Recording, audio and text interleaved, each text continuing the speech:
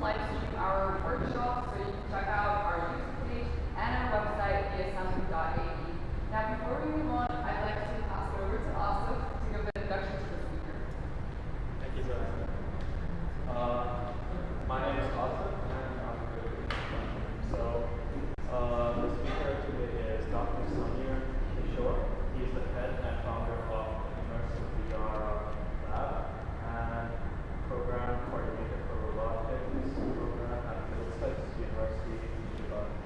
His research interests deal with investigating the behavioral and implicit effects of having an illusion of body ownership over a virtual or robotic body that's different from one's own.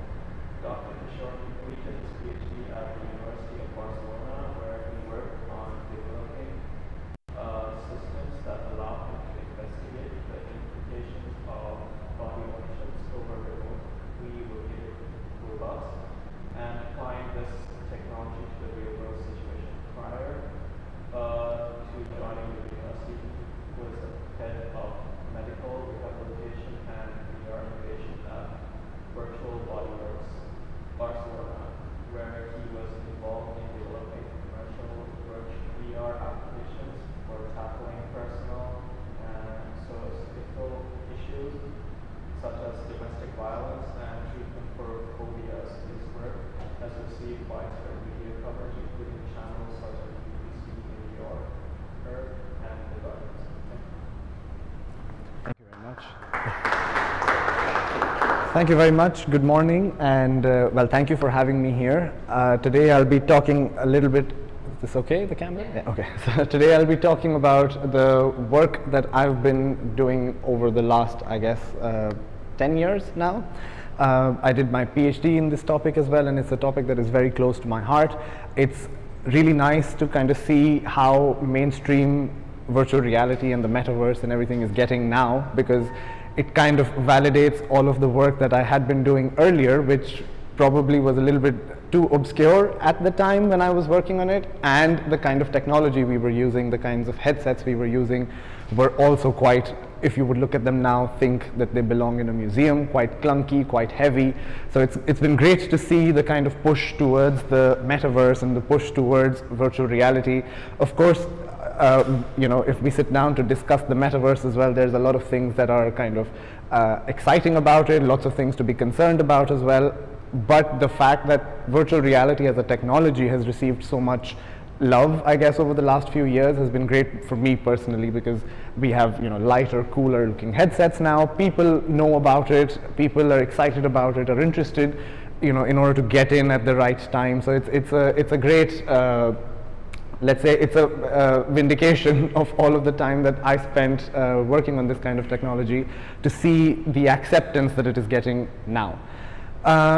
The thing that I will be focusing on today, today's topic, is related to virtual reality, right? So when we talk about, again, it's useful to deconstruct the metaverse and virtual reality and what these terms are and what they signify. What I'm going to be talking about is the technology, virtual reality, right? I'm not going to talk about the metaverse and, you know, how you can own real estate in virtual real estate in the metaverse. That stuff is for another discussion maybe. I'm going to be talking about the technology, virtual reality, which in some way facilitates the existence of the metaverse, right? That's the whole thing. The metaverse is this kind of virtual space where people can connect and talk to each other. I don't know how many of you have seen movies like Ready Player One. It was one of those movies where they show this kind of virtual universe where everybody connects and socializes and goes for their job. That concept kind of signifies what the metaverse is. The technology that enables it is virtual reality, right? So VR has existed for way longer than the metaverse has, right? VR has been around since, well, the first kinds of headsets that you would call VR headsets, these head-mounted displays, were around in the 60s as well, right?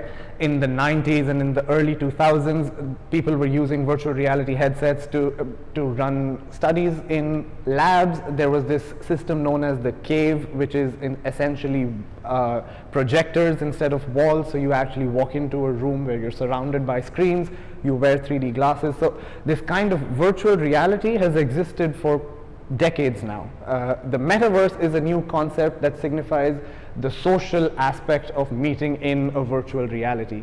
But the technology has been around for a while, and the technology has been, let's say, used in very kinds of different applications as well, not in a mainstream way, obviously, because of the lack of, let's say, resources or the hardware, but it has been shown time and again how this technology can be used for many different kinds of applications. One of the first applications, let's say again, I'm not going to go into a history lesson right now, but just to kind of give you a context of where this technology comes from. One of the first applications of this kind of technology was with tackling phobias. Anybody here have a fear of heights? Yeah, okay. Would you say it's... That's one of the reasons why I don't wear a headset, because I Right. always feel like I'm going to fall. Right, so the, Not so much fear of heights as vertigo. the vertigo, right. So there's different kinds of fears of heights as well. We will talk about those as we go on with the topic. But the idea of tackling a fear of heights using virtual reality is quite, I wouldn't say old, but it's not new. It's from the 90s already. There were applications that were built in a way to first see if people react realistically enough to a VR environment, right? If you're afraid of heights and I put you in a VR scenario where you feel like you're at a height and your heart starts racing and your palm starts getting sweaty, that's when we know we have something powerful in our hands, right? Because that's when we know that, okay, we can elicit the same kind of fear in VR as we could in real life. Which is great news for us. Well, not so great for the person who's currently freaking out in virtual reality, but it's great news for us because now we can develop some sort of interventions as well in order to help these people or treat the phobia itself. In addition to fear of heights, there's been applications about tackling fear of public speaking. How many of you, well, it's a tough question to ask if you're afraid of calling yourself out in public, if you have that fear, but anybody here have a fear of public speaking? A little bit, you feel the butterflies, you feel a little nervous, right? So there's been a lot of research about how we can work on those kinds of phobias as well. Sorry? Yeah, so it's narrow places, claustrophobia as well. Yes, that's a slightly trickier fear because we're putting you in a headset where you might feel that claustrophobia anyway. But the idea is to kind of use the technology in order to help you get over these fears. So I've talked about public speaking. I've talked about heights. There's fear of spiders and fear of dogs and those kinds of things as well.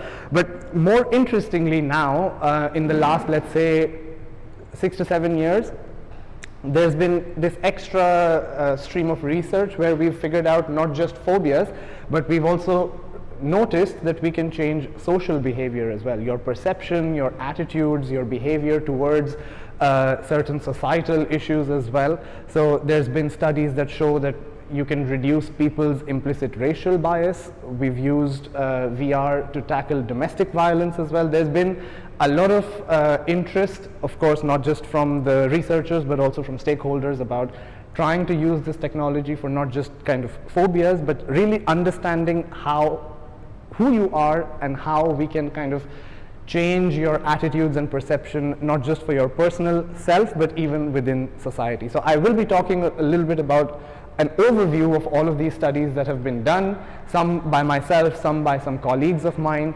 where we've used VR in a way to understand the self and in some way transform the self in VR, and then hope that that transformation carries forward in real life as well. So that's the kind of idea. Of course, I will talk about a little bit of the tech side as well, but we can get, we can go as deep into the tech side or the neuroscience side as soon as I see people have lost interest, I'll move on. So I'll keep an eye out for that. So let me just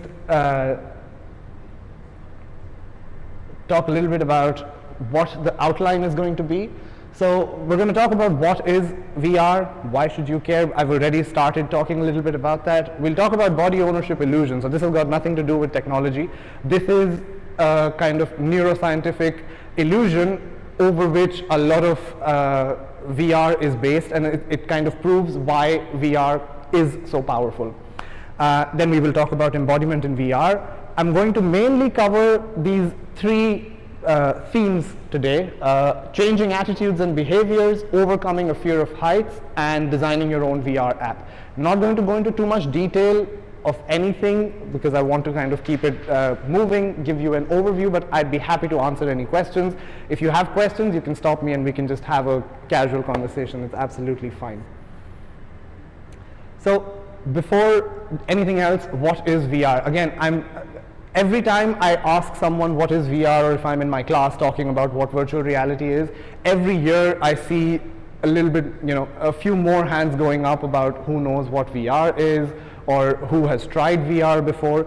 And you can understand that as well, right? If I ask you guys the question 4 years ago, what is VR, compared to now, who are first year students who've just come in the last 4 years, they've had some sort of exposure. They've either gone to some sort of touristy site where they have some VR installation, or like a VR theme park as well that exists now in the mall, in Dubai Mall.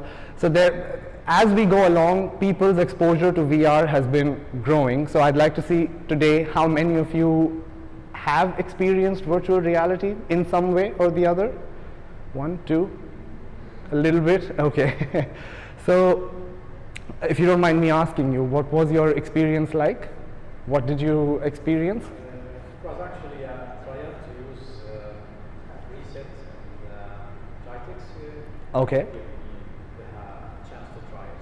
It was, I think, a roller coaster. Roller coaster, right. So, and was it something where you were sitting down and you felt like you were on the roller coaster? How? I was standing up. Okay. Just keep looking left, right, down. Okay. How did it feel? Did you feel like you were actually on it, or was it a little bit gimmicky? The resolution was not that really good. Right. But definitely there is a change in perspective every time I'm looking.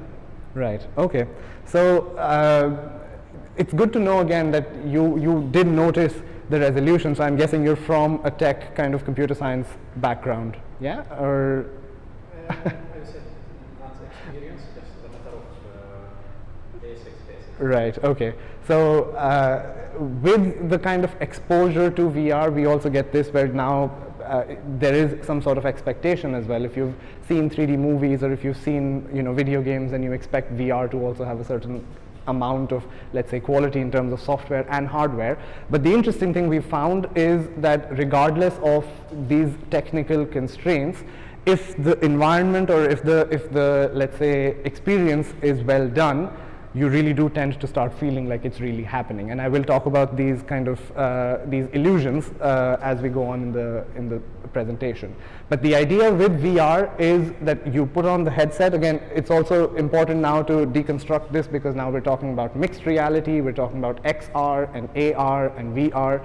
So the kind of stuff that I am talking about is, let me just show this, is a form of technology that creates computer-generated worlds or immersive environments which people can explore and interact with. So the kind of VR I'm talking about involves wearing a full head-mounted display where you're blocking off your real view and replacing it with a computer-generated view. So, and that's not just for the visual sense, we do the same for the auditory sense. So you don't want to be hearing what's going on in your actual location. We want to replace it with sounds that somehow are synced up with the visual input that you're getting as well. So you have vision, you have sound, you have touch, all the 5 senses that you typically kind of think of. We replace real data with simulated data, with computer-generated data, and that's essentially what VR is.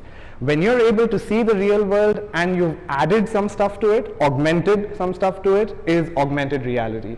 Virtual reality, especially immersive virtual reality, is the kind of stuff that I will be talking about today, and is the kind of stuff that I've been working with, is where we essentially replace whatever is real with something that's completely virtual.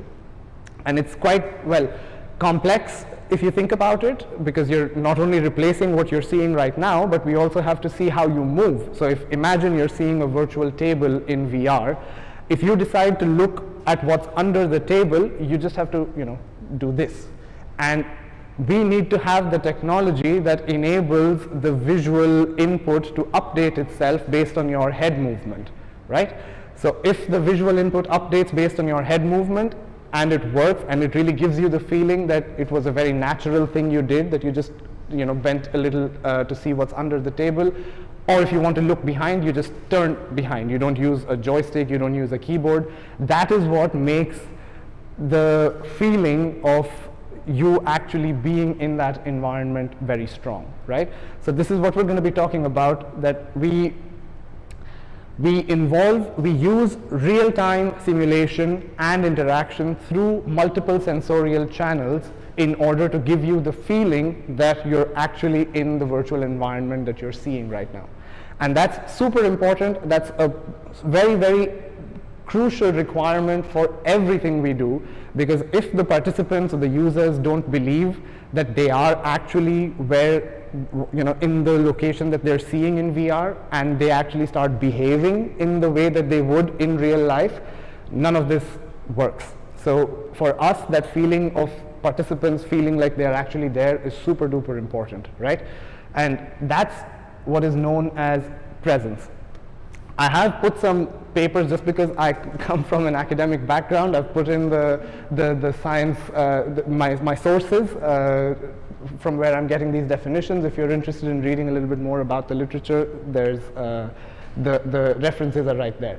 So the presence is the term that is defined as the illusion of being there, right? So again, when you were in the roller coaster simulation, maybe the movement was clunky, or maybe the resolution was not high enough, but at some point, if you felt some sort of feeling that you were actually moving, or you felt some sort of butterflies in your tummy as the roller coaster started going down, that feeling came from the fact that your brain started kind of believing that what it was seeing was real. So it's, to kind of define it super quickly, it's the subjective experience of being in one place or environment when one is physically situated in another. So you always knew throughout the time that you were in GITEX. You could probably hear a lot of people around you. You knew that you're in this booth and you're trying out this VR headset. But if at any point during that experience you felt a little bit of butterflies in your tummy, it was because your brain was just reacting to what it was seeing. And that feeling is known as presence. It refers to the phenomenon of behaving and feeling as if we are in the virtual world created by computer displays.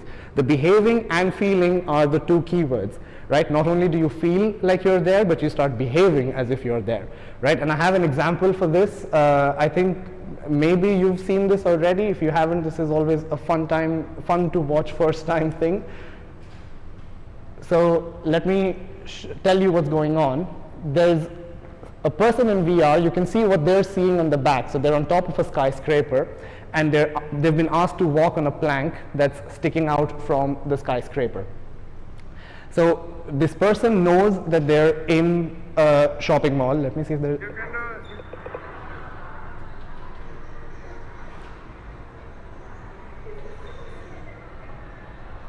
I'll let you watch it and explain what's going on.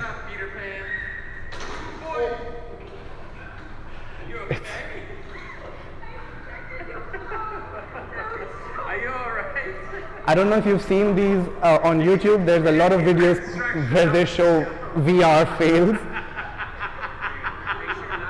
I think that's the dad recording, by the way. That's hilarious. He's laughing a little bit too much, I think. So what happened here was, there were two things happening. One, that in the back of her mind, she always knew where she was. There was never a kind of belief that she was instantly somehow teleported from A to B, because this is the usual argument I get when I don't show this video, is that how can anyone actually really believe that they're in the skyscraper or whatever. But knowing where you are in the back of your mind doesn't allow still the brain to react to what's happening in real time, right? And this is also one of the things that makes VR so great, is that you don't get the time to think before you do, right? If I were to give you a questionnaire to ask you, okay, what would you do if you were in this situation? It gives you the time to think about, maybe I wouldn't do this, but I think the right answer is that, especially when we're talking about racial bias and when we're talking about slightly sensitive topics, you might tend to give the right answer, the one that is expected of you, than the actual truth, which you might not be ready to accept either. So with VR, when you're faced with a certain situation and you instinctively do something, you have already done it before you could think about it, right? So this is what's happening here as well in a much more, let's say, phobia-related scenario. You could see how carefully she was walking, even though she always knew that she's in a shopping mall. The reason she was carefully walking was she could see that she's at on top of a very tall building. There's a creaky wooden plank, so she's very carefully making her way all the way to the edge, and her physiological response, her heart racing, her palms sweaty, is all happening because the brain is kind of signaling some kind of danger to her, right? And at some point she probably loses her balance and falls down. As soon as she falls down, that moment is super scary, but as soon as she hits the ground, she's like, oh yes, okay, fine, nothing serious happened, I was in VR and this was all kind of fake. Now it's bad news for her because she clearly fell down really badly, but it's good news for researchers who are using this kind of technology, because it shows us that people really do tend to behave or react realistically in virtual environments. And we have to be, not only do we have to be careful about it, but we can actually use this to actually treat these kinds of things as well. If we know that they're reacting realistically, we can use the traditional methods of, let's say, treating phobias in terms of exposure therapy or in terms of cognitive behavioral therapy within VR, instead of actually taking them to tall heights, and use this technology to help them get over their fear. So doesn't neuroscience research show that this is better than doing hypnotherapy? Because that is also used quite often to treat Yes, a lot of these phobias. exactly. So it's a very good question, because we do have alternative methods that are not virtual reality, where we try to make the patient or participant imagine how they feel. And imagination, as vivid as someone's imagination might be, this is clearly a much easier way of inducing that same feeling without actually putting them in any sort of danger. And actually that's probably my next slide, so you've asked me the perfect question, is why VR particularly can be very helpful for these kinds of things. It's because of these kinds of things. So reproducibility, so you can, because you're designing the virtual environment, you have extreme control over everything. How do you want the environment to look? What height do you want the participant to be? They can experience the same thing over and over again until they've become comfortable with it and then move on to the next step. So reproducibility is very important. Ecological validity, going beyond real. So I will talk about the fear of heights study we did. We actually had a whale that was floating around in the atrium because, why not? We're in VR, we can make whatever we want. We get the realistic responses, we get the graded exposure, we can simulate several scenarios, cost effective as well. So there's lots of advantages of specifically using VR for these kinds of things than many other alternative forms of therapy for these kinds of phobias. Physiological measurements is also important, so you can actually just strap on a heart rate sensor. I'm not wearing my Apple Watch today, but that's kind of like the physiological sensor that would see how you're doing in terms of heart rate acceleration, in terms of skin conductance, in terms of many other physiological measures, or even positional measures. How comfortably are you moving your feet? Because we can measure and we can track your movement as well. So there's many of these things that we can do with VR that we wouldn't be able to do in real life, and that's what makes VR so great in terms of this. And in order to kind of give you evidence, I will talk about some key studies that have been done in VR where we tackle these kinds of phobias. Another kind of thing to pay attention to is the graphics that you will see in the photos. You will see that these are studies from maybe almost 20 years ago. Some of them are about 15 years ago. But the results show that they were really effective in terms of doing what they set out to do. And when we talk about resolution and when we talk about how much it affects the feeling of being there or how much it affects your experience, actually there have been studies as well that have found that you don't need the highest quality rendering and the highest quality shadows and the highest quality reflections. Even a more abstract kind of environment still elicits that feeling if there is enough plausibility. I will talk about that a little bit later on. So this is one, fear of public speaking. You can look at the graphics and you can tell that this is way before maybe some of you were born. So 2002.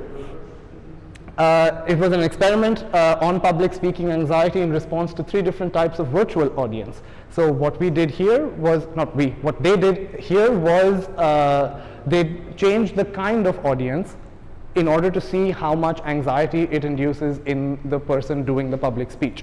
So over there you can see that they're very attentive, they're making eye contact, they're nodding their head along, someone does a light applause in the middle, and that kind of gives you confidence to keep talking. This one you can see is a typical class maybe, I don't know, I don't want to say anything about students, but this is something where, this is a situation where students have their feet on the table, not interested, tired, talking to each other. And this clearly induced a lot more anxiety in the participants. This one's almost about to sleep. So we had, there was another study that was done slightly more recently where, I don't know if any of you have heard of this, where you, if you have a fear of public speaking, someone tells you, your coach tells you to imagine the audience wearing funny costumes or something. Or you imagine yourself to be wearing a funny costume so you don't take yourself too seriously or you don't take the audience too seriously, right? It's just one of those tricks to help you get over your fear of public speaking. We actually did that in VR. So we actually had an audience where everybody was wearing a bunny costume, right? And we wanted to see whether that makes a difference in the way that you talk, give your talk, as compared to everyone wearing normal clothes.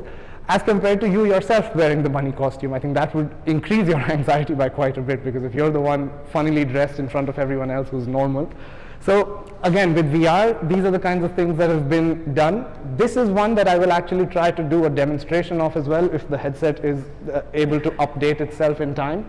And that's why I got the plank as well. I think you were asking me what the plank was for. This is the same thing that you saw the little girl do, so now you know what's coming. But knowing it doesn't change anything, because I can tell you exactly what's going to happen, but once you're in there, once you're on the plank, you are going to feel that, that stress, let's say. And the reason for the plank is also to give you, like I said in the beginning, where I say we replace the vision with the fake kind of computer graphic stuff, we replace the audio. This is to replace the sense of touch. So when you look down and you see your feet and you see the wooden plank and you try to touch the plank with your foot, having an actual plank there is going to increase your anxiety. So it's going to make it feel that that plank is actually there. So this is a way of passive haptics is what it's called, where we've put the plank in the exact same place as the virtual plank. So when you actually see that your foot is running out of plank, you will actually feel it as well, and that's going to increase the anxiety by a lot as compared to someone trying it out without the plank, right? So that's why this is there, because it's just, you know, tackling the third sensory channel, which is the feeling of touch. This was the paper that we did. I'll give you a little bit more detail about the results as well, although what we're going to try is an app that's available on the Meta store called Richie's Plank Experience. This one isn't meant to help you with your fear of heights. Please don't try it if you're actually afraid of heights, because this is just meant to freak you out. So it's just a kind of fun experience. This is another one. So right now we've talked about, let's say, personal, we've talked about fear of public speaking and fear of heights. This one is more of a societal thing. So it's called the bystander effect. Does anybody here know what the bystander effect is? It's a kind of psychology related term. Sorry, no one what?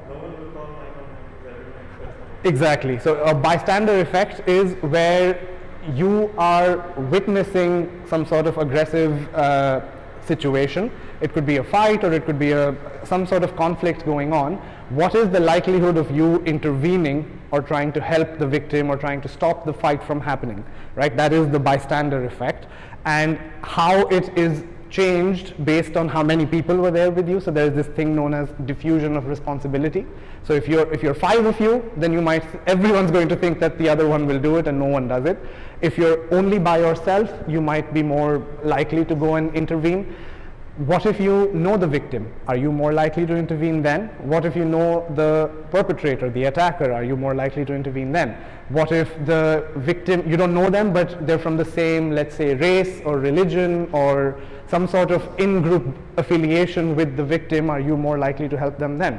So this was something that we wanted to study more, and in virtual reality, it makes it much easier for us to look at these things. So does anybody here watch football? Football, the Premier League? No, one hand. Which team do you support? Sorry? I can't hear you. Real Madrid, right, okay. So no Premier League fans, right? Okay. So we did this study when I was actually doing my master's in London, and our campus is situated right next to the stadium, so we went with Arsenal Football Club. And I'm a supporter as well, so it kind of made sense for me to go that direction.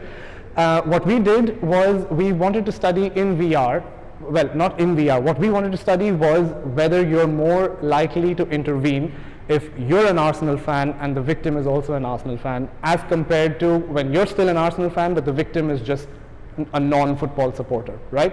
Does that affiliation of supporting the same football club make it more likely for you to stop a fight where the victim is from the same supports the same football team? So this was, again, the reason we chose to do this in VR was because of the things that I mentioned initially. Reproducibility, we can have the same fight happen for 40 different people and see how they react. It's cost effective, we don't have to hire actors to kind of stage a fight. Again, you might see this in some of these reality shows where they kind of stage fights to see the people's reaction, or these prank shows where they're trying to see elicit these kinds of responses. In VR, it's very easy to do this, well, not very easy, but more straightforward to do this than in real life.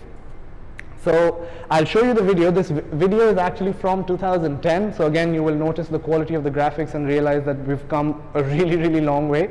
However, the results were quite strong. The results were quite significant, and we did see that you were way more likely to intervene if the victim was an Arsenal fan and you're an Arsenal fan.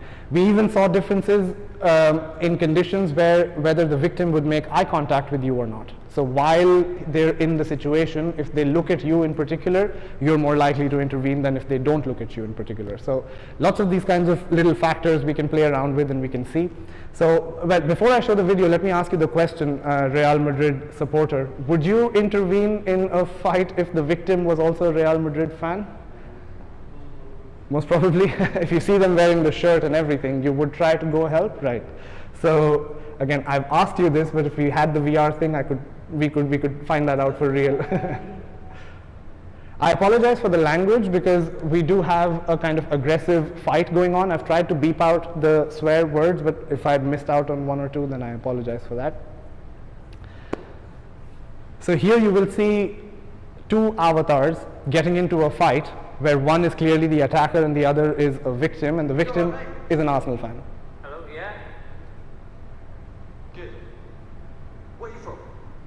From South Wales originally, but I'm living in North London. You're Arsenal, yeah? Yeah, sure. Okay, you. What'd you think of the team last year? Not too bad, could have done a bit better. Totally agree.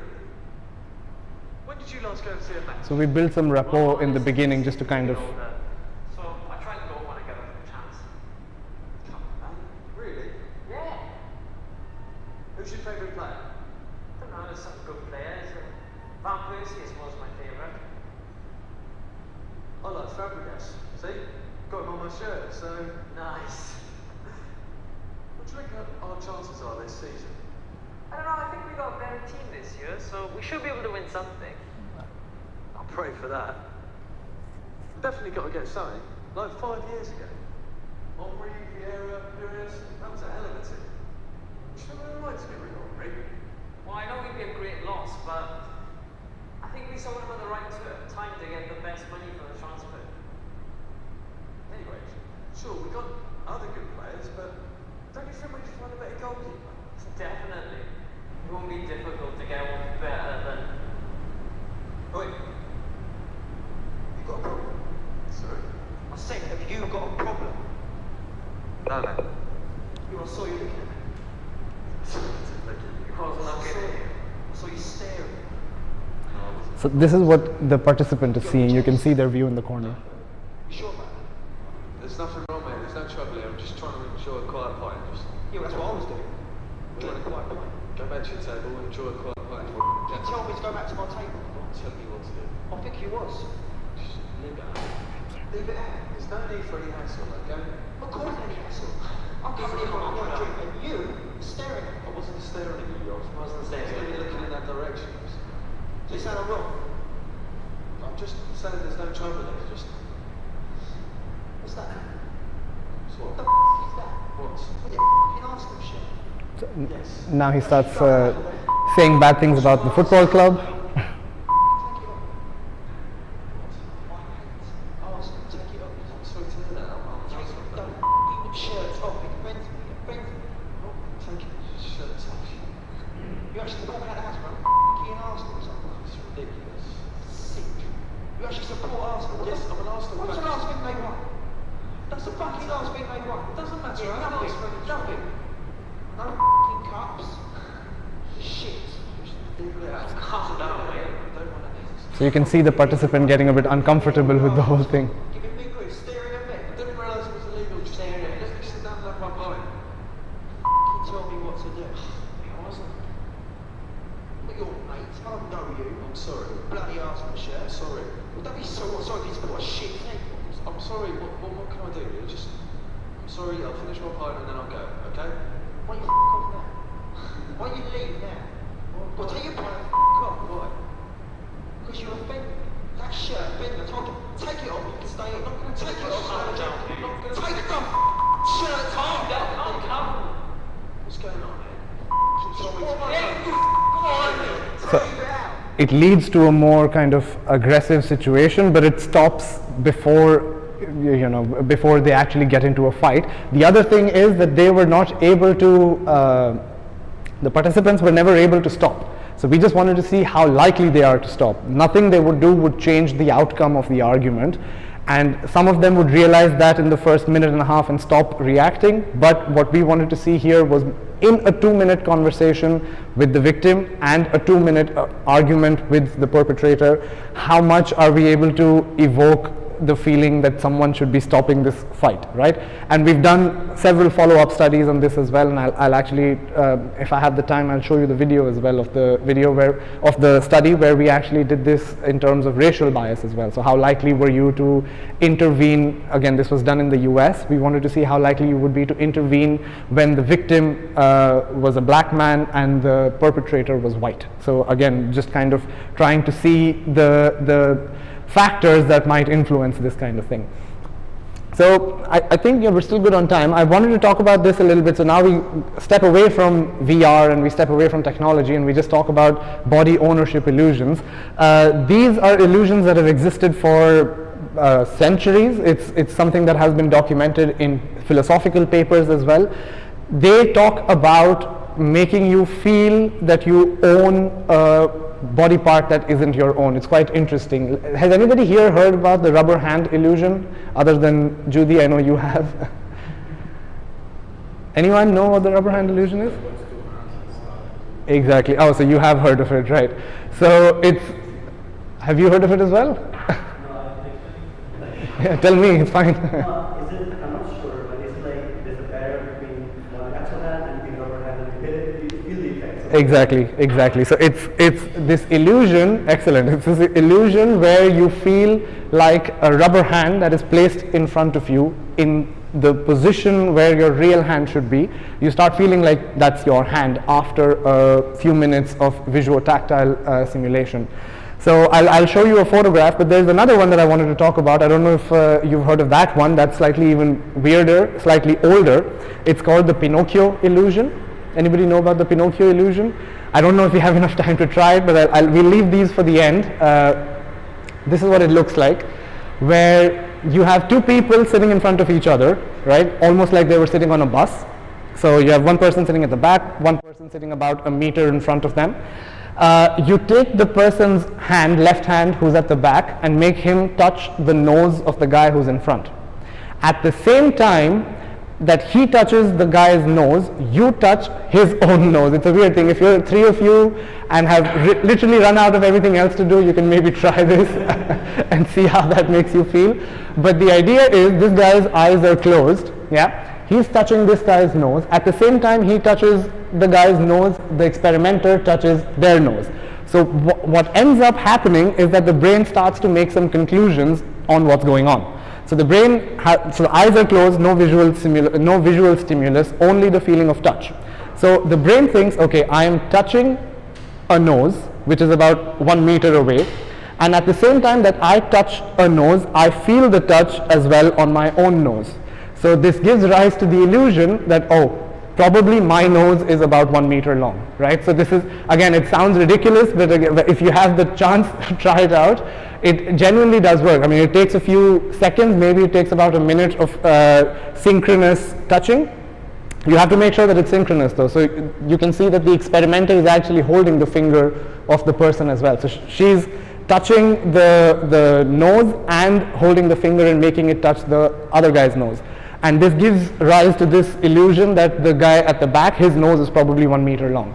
Now, the reason why this is interesting is that as intelligent as we think we are, as smart as we think we are, the brain is super easy to trick.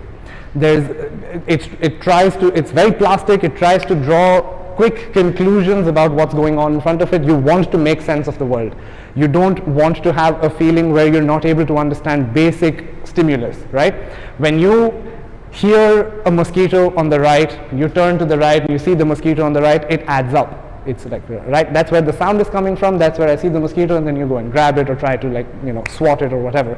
So you're combining information from two different sensorial channels in order to make sense of the world. This is exactly what the Pinocchio illusion tries to trick, and this is exactly what the rubber hand illusion tries to do as well. That's the super kind of landmark paper that spoke about it. I will show you. I tried this with a bunch of my colleagues as well. I don't think that this is why I don't have friends from work anymore.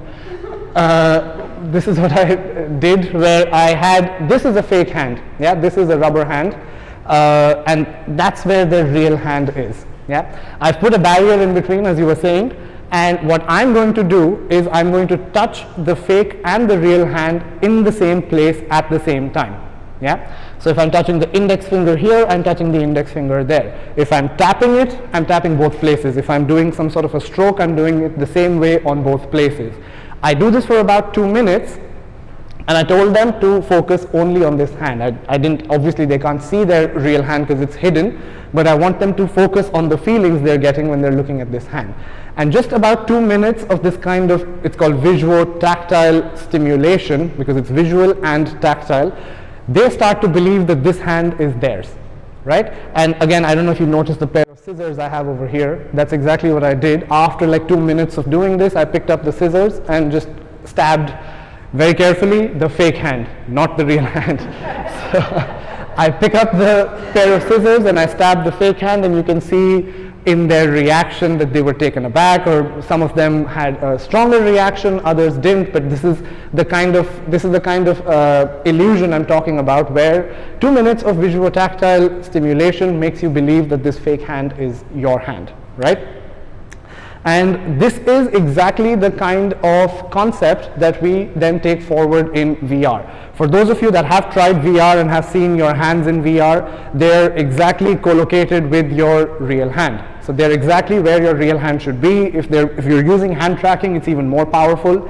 And if you imagine the virtual hand being stabbed or something, you would, tend to start believing that this is your real hand that was stabbed. You might pull your hand back or something like that. So that's where this completely non-tech neuroscience related illusion has made its way into technology, and people like me are talking about it because it has such a profound effect within virtual reality. And it's not just the hand. There have been studies, I don't know if I have a slide for that, but there have been studies where instead of a fake hand, we've seen that people start believing that a mannequin is actually replacing their body. So we put 2 cameras on top of a mannequin's head pointing down. We put the VR headset where they see the video, so when they look down they see a mannequin body instead of their own. And the same kind of thing, you stab the mannequin and they feel like their heart rate goes up and they feel like they were the ones that got stabbed. So I don't know why scientists went with this kind of stabby measure, but this is, I guess we need to have fun as well. So yeah, you test one thing and create other problems. So the logic behind all of these illusions is this: it looks like my hand, I feel the touch when my hand is touched, because as you know, both hands are being touched at the same time in the same place, so it must be my hand. So this is again simple kind of conclusion that the brain made, easy to fool and works quite strongly. So the way this works in VR is that in VR a virtual body can be seen from a first person perspective through a head-tracked, head-mounted display, and it can be programmed to spatially substitute a person's real body with motion capture of participants' body movements being mapped into the virtual body in real time. So there's a long complicated sentence. Basically, instead of doing visuo-tactile synchrony, we do visuo-motor synchrony. So you see a virtual body when you look down. When you move your arms, you see the virtual arms move in the exact same way. So instead of the visuo-tactile, we're doing visuo-motor. And that seems to work very strongly as well. And that's what gives rise to the feeling of embodiment, is that you start believing that the body that you see and the body that you have agency over, control over, is your actual body. And we also put a virtual mirror, is what's written over here as well, so that when you look into the mirror and move your hands, you again see a reflection of this virtual body. And you may have friends, family, the news, whatever, lie to you at some point or the other. The one thing you always trust is the mirror, right? You always trust that the mirror is going to show you a reflection of yourself. And that actually makes a very strong difference to your experience. If you look in the mirror and you see this avatar, virtual avatar staring back at you, all of the visual motor stuff plus the mirror reflection stuff creates a very strong feeling that this virtual body that I now embody is my own. And it's the exact same kind of thing where we use human perception and we trick it by sending, let's say, conflicting signals through the various sensory channels to create this kind of effect. So two things I've spoken about that aren't directly related to technology, but more about the feeling, which presence makes you feel like you're there and the events are really taking place. Embodiment gives you a physical representation in the virtual environment. So not only do you feel like you're there, but you also have a physical body that you're able to use to interact with the environment. And what we found very interestingly is that the type of virtual body you have can really change the way you behave. And that's the thing that I'm most excited about, and that's the thing that really fascinates me the most, is that although it isn't your body, you feel like it's your body, and the kind of body you have could influence your behavior, implicit attitudes, perception and response to pain, and many, many other applications. So when you change the body, you change aspects of the self without even realizing it. So it's a super powerful kind of discovery we've had, and it's very exciting. So I'll show you a little video of how this looks. It's a 5-second video, so just pay attention here. It's from one of the studies that we carried out. So you see the participant is over there, and this is what they're seeing. You will see a virtual mirror as well. So they're in some sort of a jail cell. But you see when they look down, they see their hands. When they look at the mirror, they see that their virtual body looks very different from their real one. And this is essentially the kind of experience you have when you have embodiment in VR. Now, to show you some interesting studies, this was done in 2013 by a colleague of mine, where we embodied adults into a body of a 4-year-old. Right? So you all remember how it was when we were kids. The table and the sofa, all the furniture looked massive because we were tiny. And this is what we kind of did, where you would find yourself as a 4-year-old in this virtual environment. And when participants were embodied in a child's avatar, they have implicit attitudes and behavioral changes towards becoming more childlike. It was quite an interesting thing where we gave them, after being in this environment for a couple of minutes, we asked them to make a super quick choice in 3 seconds. We opened 2 doors. One of them had super fancy furniture, you know, leather couch and like a carpet and a big flat screen TV, very kind of adult looking furniture, and the other had like the rocking horse and, you know, Lego blocks and all these kinds of things. Participants that were embodied in the child avatar were more likely to choose the fun room than the other one, and we obviously had a control condition as well, where we had participants in a scaled down adult body. So the height was the same, but the features were not childlike, and they didn't follow the same pattern. They were more likely to choose the adult kind of living room. So again, it was some sort of implicit change in their behavior that made them want to somehow continue being in that let's say thought, in that feeling. More interestingly, this was one of the papers that we published about 4 years ago, was becoming smarter. I'm putting smarter in quotes because we didn't actually increase the IQ, but we somehow found that when you're embodied in the body of Albert Einstein, you tend to solve problems faster than if you're just embodied in a regular adult avatar. Now again, I'm not saying that we made you smarter. It's probably something to do with the motivation you had when you found yourself looking and behaving like Einstein. So that's me in that corner with the VR headset and a full body tracking suit. So we were wearing the suit so that my movements are tracked and mapped onto the avatars in real time. And we were so a participant would either be Einstein or not. And they had to do several tasks. They had to do some sort of tasks where they had to arrange numbers in ascending order. They had to do the Tower of London task. I think maybe many of you know that, where it's moving rings of ascending order of radius from one pole to the other. It's a kind of logic task. And we saw that the people in the Einstein condition were doing everything much faster with fewer mistakes. Now it's, and we tested their baseline, let's say, IQ levels to see that we didn't just end up putting the smarter ones in the Einstein condition or not. So we controlled for all of those factors, and we did find this change.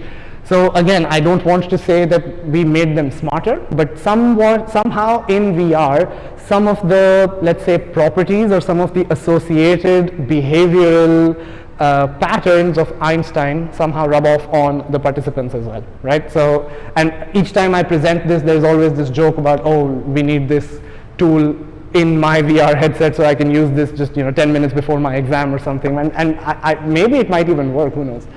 So Einstein body participants performed better on a cognitive task than the normal body, considering prior cognitive ability, with the improvement greatest for those with low self-esteem. Now this is also something that we actually measured and found, which is again quite interesting to see that people with low self-esteem, when they were embodied as Einstein, they tended to perform much better, and the effect was way more profound, which clearly shows us that it was not something to do with their IQ, but something to do with their, let's say, confidence, or let's say motivation. So Einstein, this was another interesting finding which we didn't even I didn't talk about it as much. Einstein embodiment also reduced implicit bias against older people. So I guess seeing yourself as an older person gave you some sort of empathy towards older people, and there's a way to measure implicit bias, and we measured it before and after, and actually we saw a big change here as well.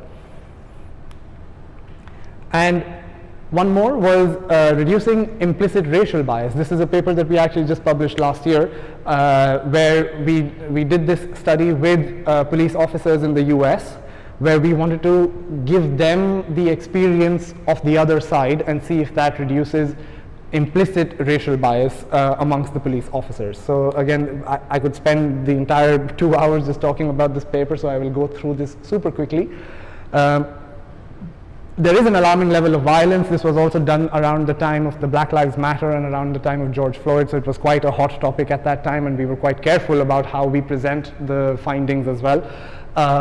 if the bias is implicit, it is difficult to change through explicit methods that attempt to change attitudes. 38 officers in a US police department took part in an interrogation of an African American suspect alongside an officer who was racially abusive towards the suspect. So you would, sorry, I need to put my laptop on charging.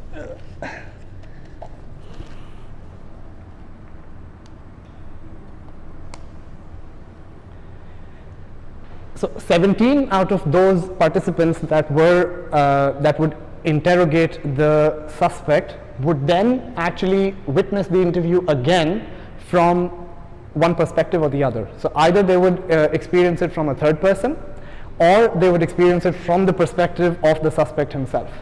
So this was to see whether that makes a difference or not. And again, some weeks later, all of them witnessed an aggression by an officer towards an African American man in a virtual cafe scenario. The results show that the actions of those who had been in the victim condition were coded as being more helpful towards the victim than those in the observer condition. So everybody did the interrogation once.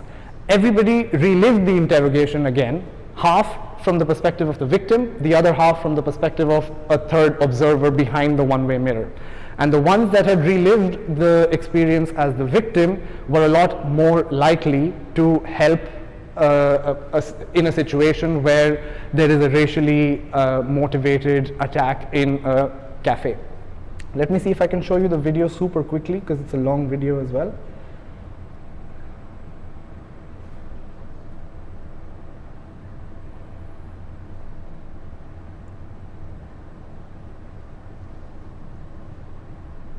I think it's not letting me skip, but I'll find it and play it. Just give me 1 second.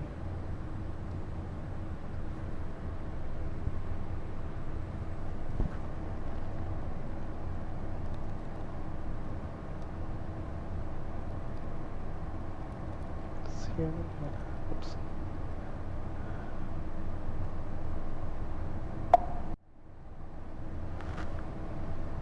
That's not it.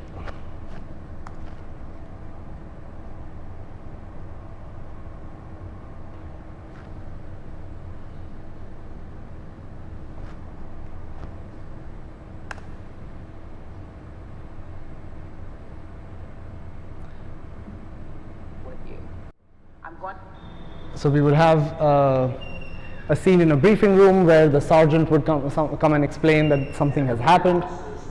Found an update about the jewelry store burglary this morning. We managed to pick up 2 subjects, and we have some leads.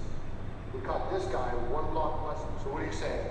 I'll go handle the first subject, and both of you go interview the second one? So you can see the graphics have improved quite a bit. So in the interrogation, you can see that. Look, man, let me go. I haven't done anything. Listen, we can do this the easy way or the hard way. And trust me, you do not want to test my patience. So either you start talking right now, or we're going to be in here for a long time. Oh, no. So look at that. The equipment isn't working. Oh, no. We're talking about rights. Remember that baby you signed? That gives me and my friend here the right to do whatever we want. So you listen carefully now. My friend here is going to ask you questions. Answer it. That's 3 strikes right there. So you stop whining about a lawyer, you understand? we obviously wanted to make it almost Hollywood level of racial abuse, because we wanted it to make it seem like it's not normal. It's a very kind of obviously racially motivated interrogation, and they would then the participants would then experience it from the perspective of the suspect. Sure. Tell me your name. And we also recorded the participants, so they would be played back. Oh, no. So look at that. The equipment isn't working. Oh, no. Oh, you gotta believe me, man. I had nothing to do with this. I was just trying. And this is the other condition where they're just watching the same thing from behind a one-way mirror. And after a week, we called the participants back, and we wanted to see how they behave when the same police officer is being racist towards another person in a cafe. Look, I'm just here for my coffee, man. I don't want any trouble. Relax. Don't you tell me to relax. I saw you staring at that lady's bag. Come on, I wasn't staring at anything. Are you saying I'm Lying then? You accusing me of lying? Nah, man. I don't know what to say. Let me go. Shut the up and do as I did say. nothing wrong. What's your problem? Freeze! On the ground, now!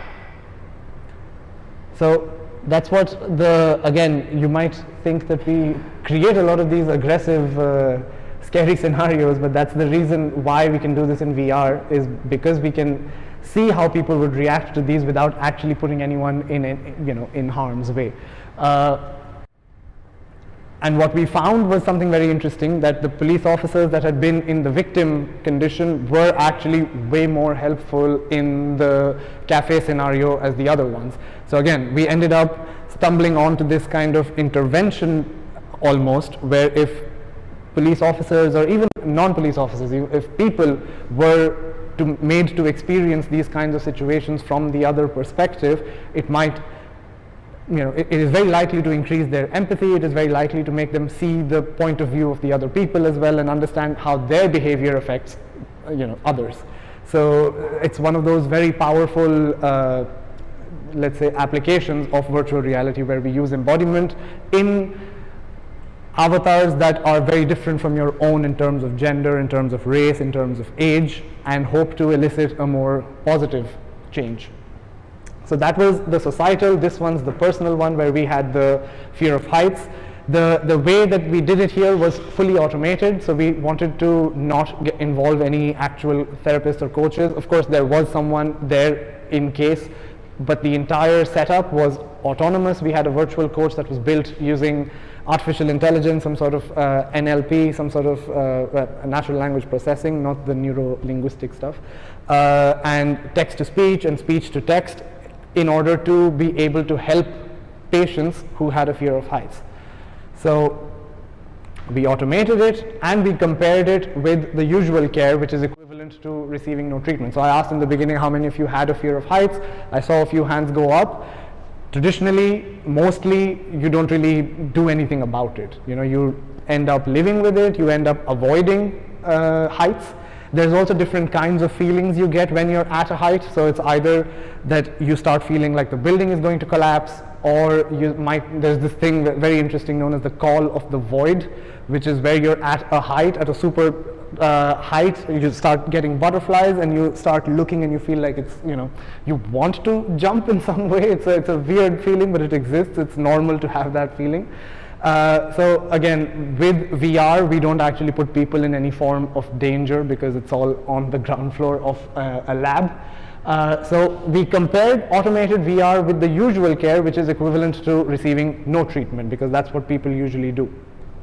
We had a randomized control trial where we had 100 participants, 49 in the VR treatment, 51 in the control group, and 90 participants met the diagnostic criteria for acrophobia. So there's a questionnaire that we asked them to fill out, and 90 of the 100 were actually clinically diagnosed with acrophobia. So the automated therapy was delivered via an AI coach, and participants interacted with the coach to tailor the treatment, and treatment was administered in roughly 6 30-minute VR sessions over 2 weeks. So we had no interaction with a human being here. It was all VR for the VR group. This is what the virtual coach looked like. We actually hired an actor who did the voice recordings for all the dialogue. The actor wore a motion capture suit to capture all the movements that would be played back on the virtual therapist, on the virtual coach. The idea was basically graded exposure therapy in VR. So you talk to the patient, see how bad their fear is, and based on their intensity of the fear, you start on the 2nd floor or the 3rd floor or the 4th floor of this big shopping mall, which you can see over here. Oh, sorry.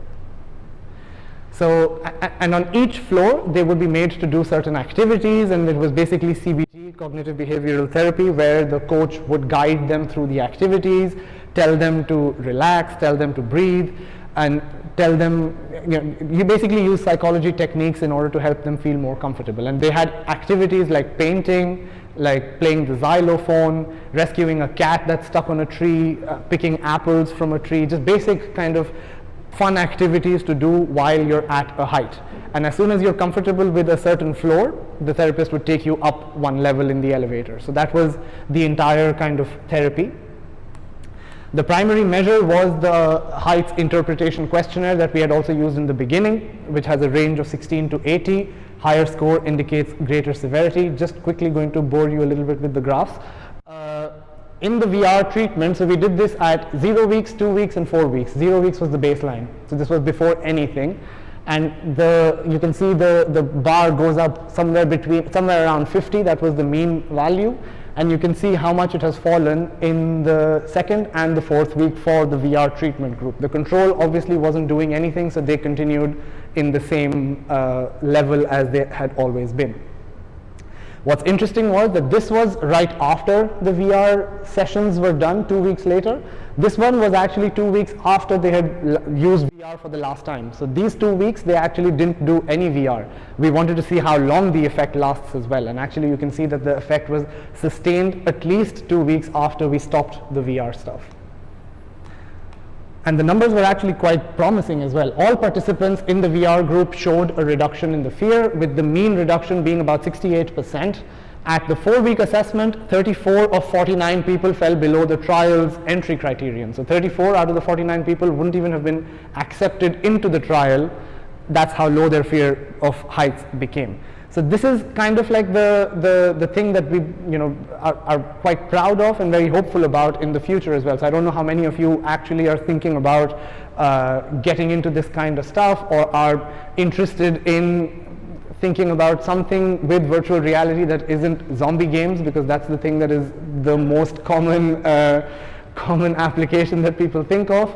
There are a lot of possibilities with VR. There are a lot of, let's say, not just possibilities, but also in the same way, things to keep in mind when designing VR applications, because it clearly seems to have quite a strong effect on people's not just behavior, which we have seen in terms of racial bias and in terms of bystander effect, but also in terms of your own personal, let's say, attitude, whether it's related to phobias or confidence, right?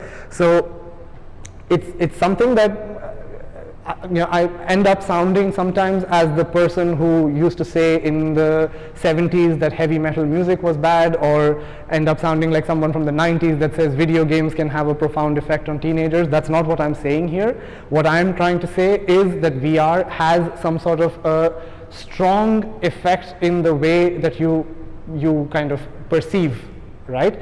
And it seems to transfer to real life as well, as we have seen in these sort of reductions where it has been somehow sustained after you stop using VR as well.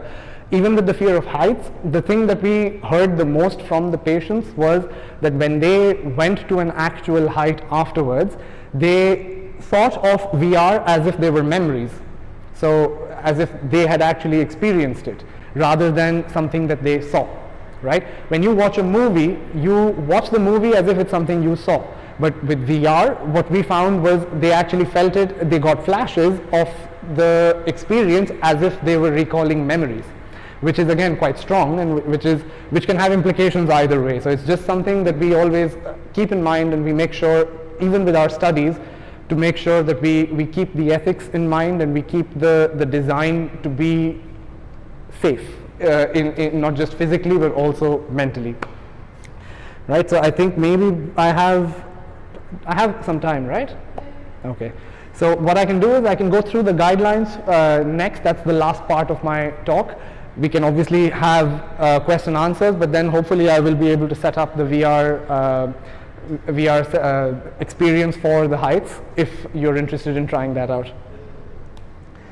So how many of you here are actually from a tech background or are interested in VR? I know the engineers here are. Anyone else? No? Not a tech background, yes? Okay, so for you guys specifically, I will give you this quickly. So how do we design VR? What's important here with designing VR? Again, there's these two things. One is what you kind of want to design in terms of the ethics and the content, but in terms of essentials, this is what you need to be able to design in VR. Obviously a VR headset, a Meta Quest, HTC Vive, Pico, Neo, all of these are good. Controllers or hand tracking, one of the two. USB-C link cable to be able to connect your computer with the headset. Unity is, how many of you have used Unity here? That hand went up really quickly. You enjoyed using Unity? Excellent. So you've already done not just Unity, but I'm guessing then you use some sort of Blender or some sort of other tools as well to develop your game. Nice. So Unity is the one we use. There's always this argument, it's like the same iOS, Android kind of a thing. We have Unreal Engine and Unity. Both are very popular. We are from Team Unity. I've been using Unity since the beginning, and that's the one that I recommend.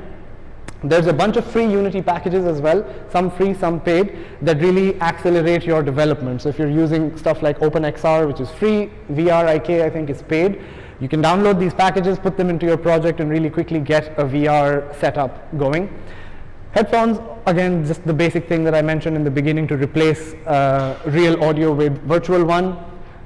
Enough space. This actually is super embarrassing because I've been doing VR for about 11 years.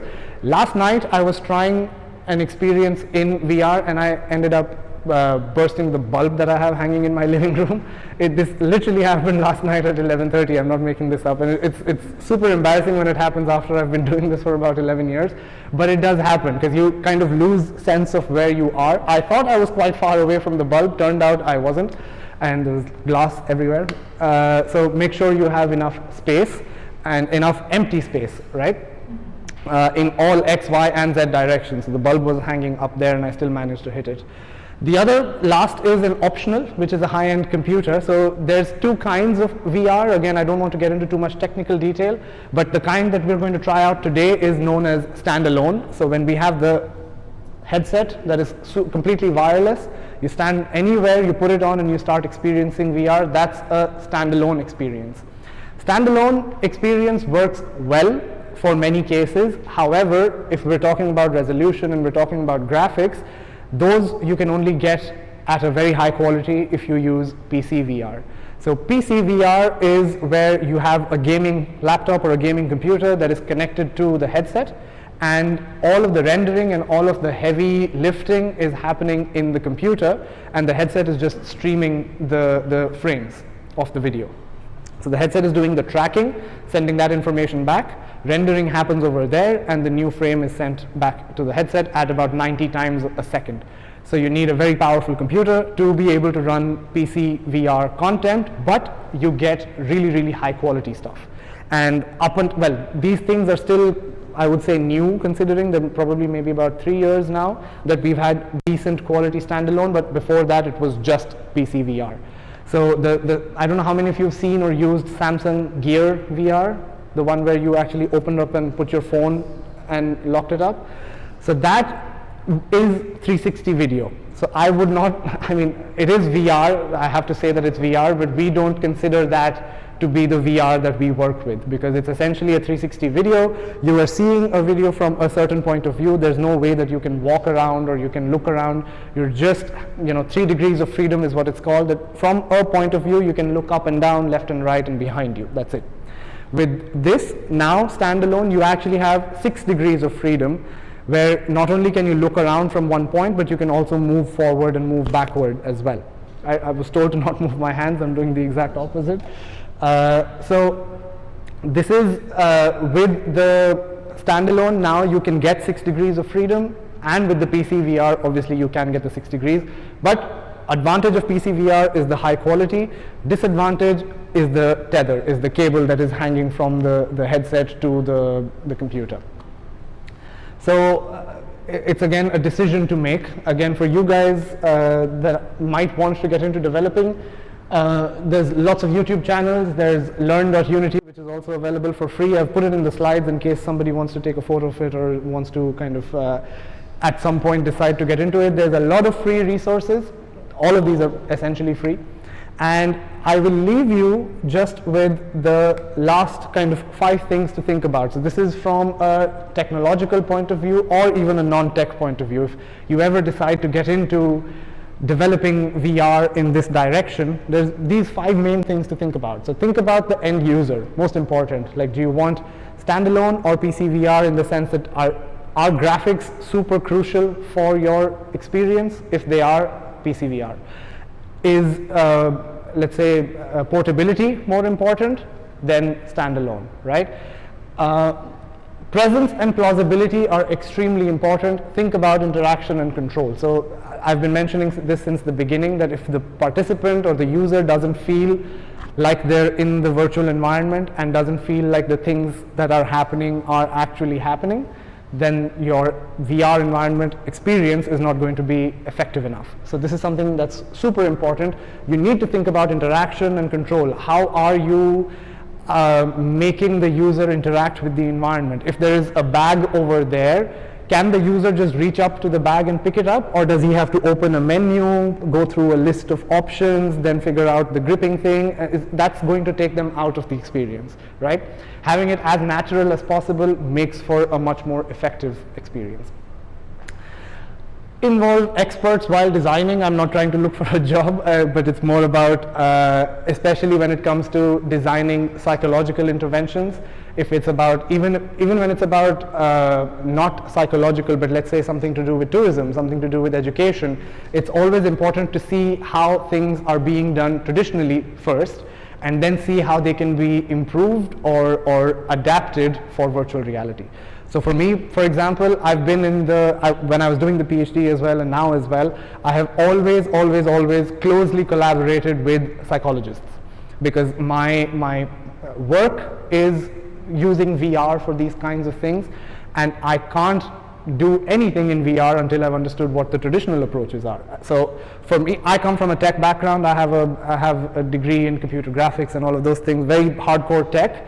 So for me to be able to work on these cool projects related to racism or related to bystander effects and phobias, I need to collaborate with the experts of that field in order to understand what is needed in my virtual reality environment as well.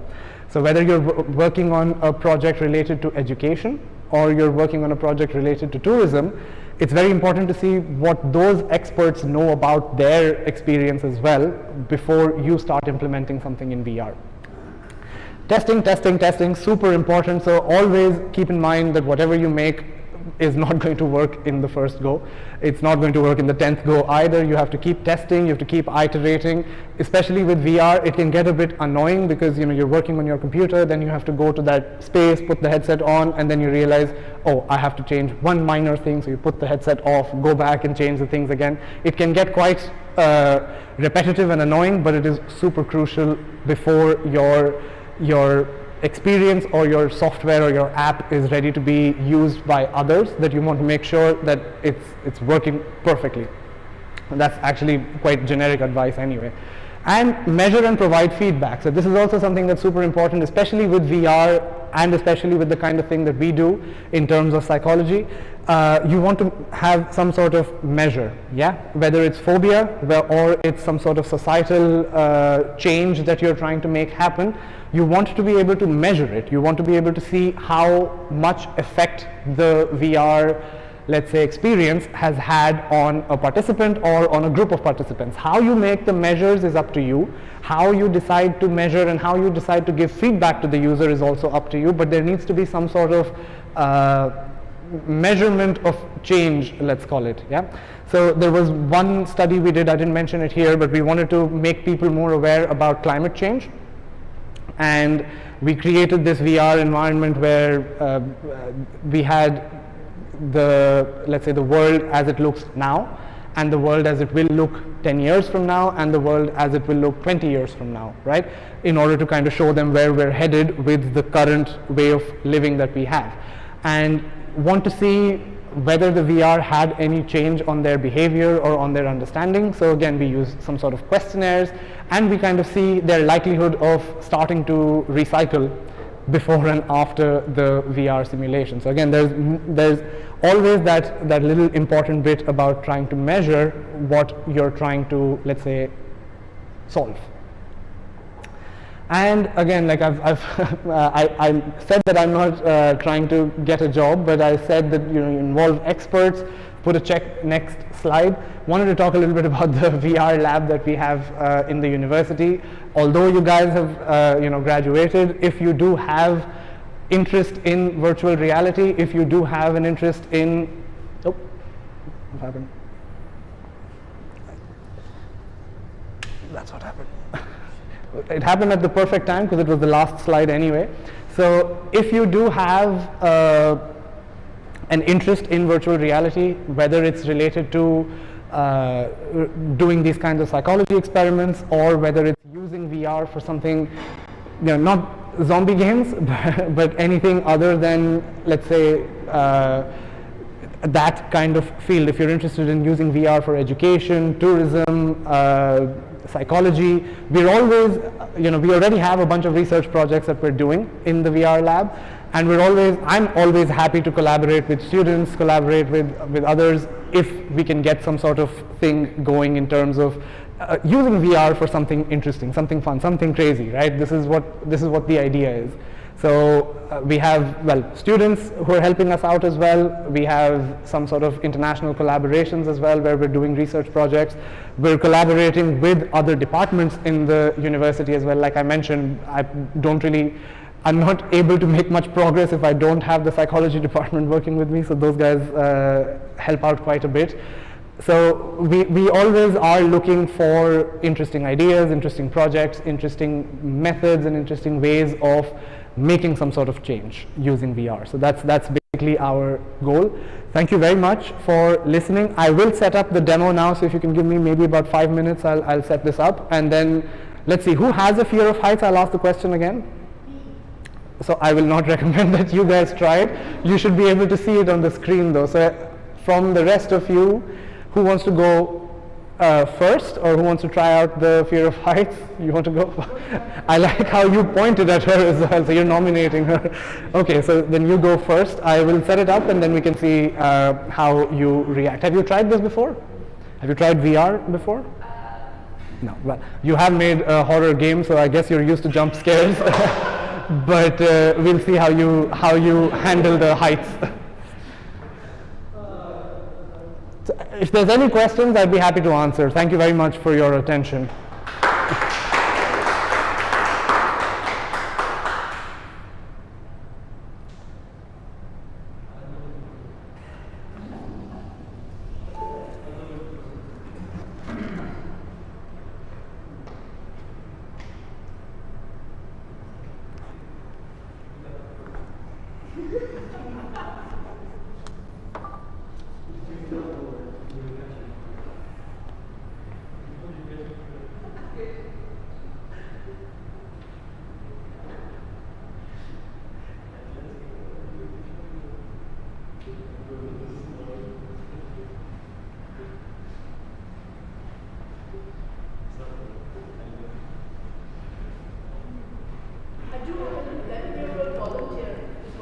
Oh, perfect.